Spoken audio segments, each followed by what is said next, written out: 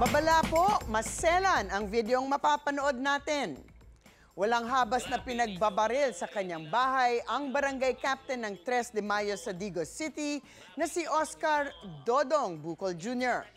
Caught on cam ang krimen dahil siya ay naka-live stream.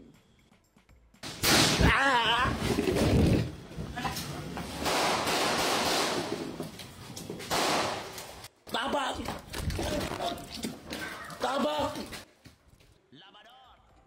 May dumaang pulang sasakyan at umalingaw-ngaw ang mga putok ng baril sa gitna ng pagla-livestream ng kapitan. Duguan ang kamay at braso ng biktima na nakatayo pa at nakatakbo.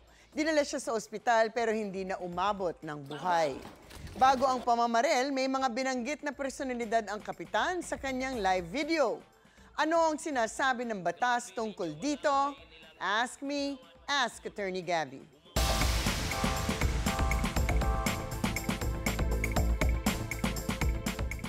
Attorney, live na napanood ng live stream viewers ng biktima ang pangyayari.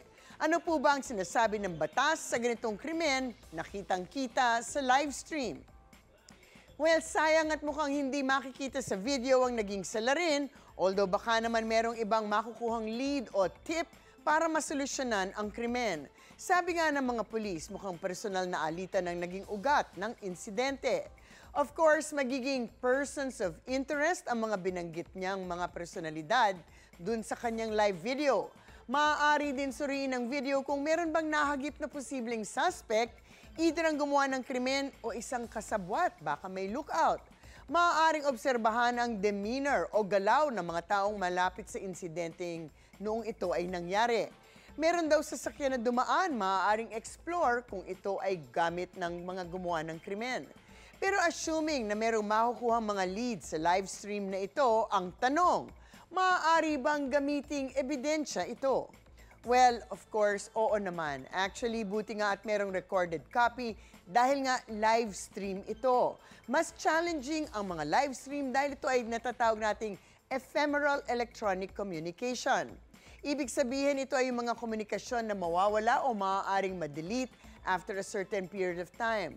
Pero tulad ng ibang mga electronic ephemeral communication, kasama na natin po dito mga telephone conversation, mga text message, mga chat room sessions, mga streaming video at streaming audio, mga CCTV recording at iba pang electronic forms na sa ilalim ng Rules on Electronic Evidence ng Korte Suprema, klaro na maaaring tanggapin ng Korte ang mga ito bilang ebidensya. Pero in this age of AI and Photoshop, nakakatakot na baka fake news ito o nadoktor na ang mga imahe at mga naririnig sa mga ito. So kailangan masiguro na ito ay authentic at dapat ma-authenticate po ang mga ito.